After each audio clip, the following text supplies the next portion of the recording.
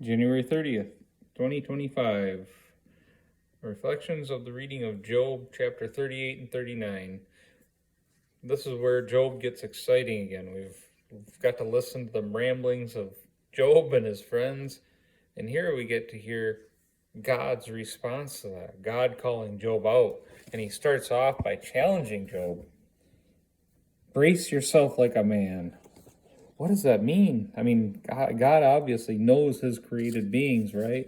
He knows who we are and what we're made of and how we're made, and he knows that we don't stand a chance to have any kind of response to that. We're made. God is all powerful, all awesome, and he goes on to talk about that. And it's interesting the type of things that he brings up that he chooses to take credit for. I mean, he can take credit for anything and everything. What I see is he laid the foundations of the earth. And in my ponderings of this, I think of the what that really means, being that the atom was formed by God, and the atoms, inside that atom there's even protons and neutrons and everything, and those atoms are built and combined to make molecules of a substance, and those substances were built and made into elements, and it just boggles my mind to think about that. And he took all these elements and made them something. He turned them into this earth, and he took the smallest particle that we can't see with the naked eye by any means, and created a whole earth that's inhabited, not only just a whole earth that has enough mass that it creates its own gravity, which blows my mind because I think of a spinning ball and things just fall off it. They don't are attracted to it. But the earth, the way that God made it, the rules that he put into place, has its own gravity and holds us to it. And just like the sun, he's created that, and he created how many millions of those out there. Every star we see is a sun, and millions of miles away or whatever it is, and they're just great big burning bulbs of gas, collections of gas. How did they collect? How did they get there? And how can they burn for so long? And I think of my propane tank out here just burning and burning out and burning up, where yet this burns for millions of years, and it's so big that it has its own gravity, that planets rotate around them. How does this make sense? But this is the foundation that God created. That's how big he is. He's setting the tone here for that.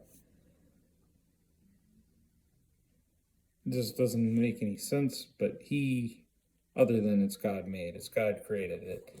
It makes total sense that he can do that. He can make that. He has that ability. Only he can do that. We don't stand a chance. Brace yourself like a man. Really. How do we even come close to confronting God on anything? And God is making that pretty clear to Job here. Then he goes into the great and powerful sea. You know, we've gotten to the point where we're starting to modify little bits and pieces of the coastlines and doing different things with water and things, but we have no control. We cannot control that vast ocean in any way, shape, or form. We can't make it go up or make it go down. It is so vast and so large and powerful. We have no clue. We have no even the slightest ability to make a dent in it.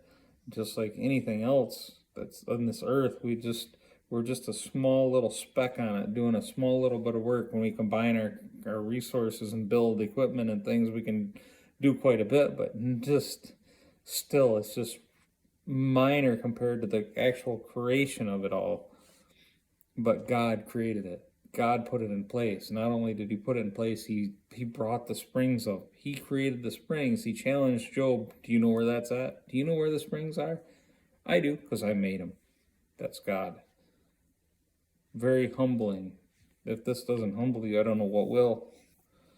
It's humbling Job here. God set the boundaries of the sea.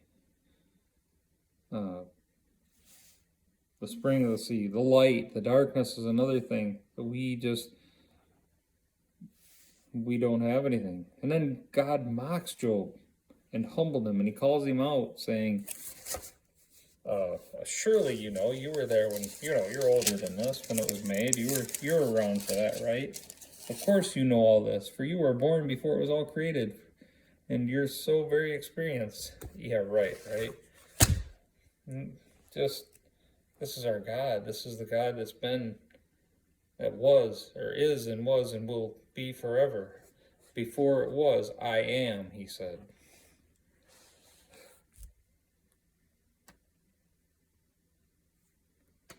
Job humbling him, calling him out he's calling him out for his complaints. Job's calling God out, thinking, and God's, where do you get off thinking you can complain about this? I created you. I created all this. All this can go away in an instant. Then he brings up the snow, the hail, the rain, and they could be weapons for a future war, and he's got a storehouse full of it. He talks about the dew, the frost, the stars, the constellation, the ways that they work, animal husbandry, taming of animals, animal strangeness of the ostrich, that he created. He created them just the way they are. He made the rules of how they all function, how they work, and their splendor and beauty. They each have their own ways. The lion and the way they gather food for their young, the birds of the air, the great eagle. So much there. We can't do that. We can't fly and soar like that. We've created equipment that can fly, but not like the bird, not just fly. We don't have that ability, but God created that. And he challenges Job, and Job is allowed to speak, and Job smartly says, I am nothing. How could I ever find the answers? I will cover my mouth with my hand. I have said too much already. I have nothing more to say. Very wise. Again, the verse of the day today was, the fear of the Lord is the beginning of wisdom. And I think this epitomizes what the fear of the Lord should look like. The understanding that the all-powerful, almighty God has done all this and knows all this, and we're just part of what he's created. We are created beings created by God. Pretty awesome.